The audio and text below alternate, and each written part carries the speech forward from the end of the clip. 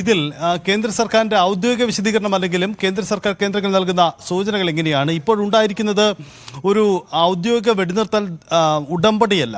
യുദ്ധകാലത്ത് പിന്മാറ്റത്തിന് ഒരു ഉടമ്പടി ഉണ്ടാവാറുണ്ട്. പക്ഷേ ഇവിടെ അങ്ങനെ ഒരു എഗ്രിമെൻ്റ് ഉണ്ടായിട്ടില്ല. ആ എഗ്രിമെൻറ്റിന് ഇന്ത്യ ഇതുവരെ തയ്യാറായിട്ടുമില്ല. മറിച്ചൊരു ധാരണയാണ്. ഒരു പുതിയ നയതന്ത്ര പ്രശ്നമുണ്ടാകുമ്പോൾ ഒരു മൂന്നാം കക്ഷിയും മധ്യസ്ഥ ഇടപെടലുണ്ടാകുമ്പോൾ ഉണ്ടായ ഒരു ധാരണ മാത്രമാണ്. അതിനപ്പുറത്തേക്ക് ഒന്നും സംഭവിച്ചിട്ടില്ല എന്നതാണ് കേന്ദ്ര സർക്കാരിന്റെ നിലപാട്. വെടിനിർത്തൽ ഉണ്ടായിട്ടുണ്ട്. ഇപ്പോഴുണ്ടായ ധാരണ അത് വാക്കാലുണ്ടാക്കിയ ധാരണയാണ്. ആ ധാരണയ്ക്ക് എന്തെങ്കിലും തരത്തിലുള്ള മാറ്റമുണ്ടായെങ്കിൽ ഇന്ത്യ കടന്നാക്രമിക്കും എന്ന് തന്നെയാണ് രാജ്യത്തിൻ്റെ നിലപാട്. ആ നിലപാടിൽ ഊന്നി തന്നെയാണ് മുന്നോട്ട് പോകുന്നത്.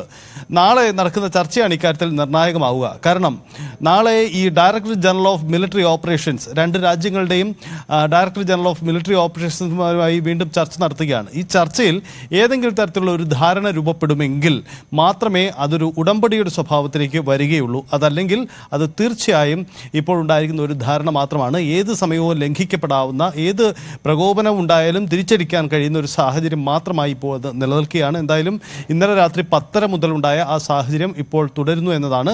ചില ഒറ്റപ്പെട്ട സംഭവങ്ങൾ ചിലയിടങ്ങളിൽ നിന്ന് റിപ്പോർട്ട് ചെയ്യുന്നു. ചില സൂചനയ്ക്കപ്പുറത്തേക്ക് മറ്റ് അനിഷ്ട സംഭവങ്ങളൊന്നും കാര്യമായിട്ടുണ്ടായിട്ടില്ല. അതായത് കഴിഞ്ഞ ദിവസത്തിന് സമാനമായ സംഭവങ്ങൾ ഉണ്ടായിട്ടില്ല. പൊതുസ്ഥിതിയിലേക്ക് വരുന്നു എന്നതാണ് സാഹചര്യം. എന്തായാലും ആ രീതിയിൽ കാര്യങ്ങൾ പുരോഗമിക്കുകയാണ്. ഇനി നാളെ നടക്കുന്ന ചർച്ച നിർണായകമാണ്. ഇന്ന് ഡൽഹിയിലും നിർണായകമായ കൂടിക്കാഴ്ചകൾ നടക്കുകയാണ്. കാരണം പ്രധാനമന്ത്രി നിലവിലുള്ള സാഹചര്യങ്ങൾ സൈനിക നേതൃത്വവുമായും ഒപ്പം തന്നെ രാഷ്ട്രീയ രംഗത്തെ മറ്റ് പ്രധാനികളുമായുള്ള കൂടിക്കാഴ്ചകളും ചർച്ചകളും നടക്കുകയും ചെയ്യുന്നുണ്ട്. ഇതിനിടയിൽ പ്രതിരോധ മന്ത്രി ഇന്നൊരു ബ്രഹ്മോസുമായി ബന്ധപ്പെട്ട ഒരു പൊതുപരിപാടിയിൽ പങ്കെടുക്കുന്നുമുണ്ട്. അദ്ദേഹത്തിൻ്റെ സാന്നിധ്യം വെർച്വൽ സാന്നിധ്യമാണ്. അദ്ദേഹം ഡൽഹിയിൽ തന്നെ തുടർന്നുകൊണ്ട് അദ്ദേഹം ആ പരിപാടിയിൽ പങ്കെടുക്കുകയാണ്. അദ്ദേഹം എന്തെങ്കിലും കാര്യങ്ങൾ ഇക്കാര്യത്തിൽ പരാമർശിക്കുമോ എന്നതും പ്രധാനപ്പെട്ടതാണ്. 11 മണിക്കാണ് ആ യോഗം നടക്കുന്നത്. അങ്ങനെ നിർണായകമായ ദിവസം കൂടിയാണ് ഇന്ന്. കാരണം ഇന്ന് ആ തരത്തിലുള്ള ചർച്ചകൾ ഡൽഹിയിൽ നടക്കുന്നു എന്നതാണ്. ഏതെങ്കിലും തരത്തിലുള്ള ഉടമ്പടി സ്വഭാവത്തിലേക്ക് ഇപ്പോഴുള്ള സജിത്ത്, ഇതുമായി ചേർത്ത് വെച്ച് പോകേണ്ട വാർത്തകളിലൊന്ന് ഈ വെടിനിർത്തൽ നിലവിൽ വന്ന ശേഷവും കനത്ത ജാഗ്രതയിലാണ് അതിർത്തി പ്രദേശങ്ങൾ എന്നതാണ്. അമൃത്സറിലെ ബ്ലാക്ക് ഔട്ട് അവസാനിച്ചുവെങ്കിലും റെഡ് അലർട്ട് പ്രഖ്യാപിച്ചിട്ടുണ്ട്. ജനങ്ങളോട് പുറത്തിറങ്ങരുത് എന്നാണ് നിർദ്ദേശം.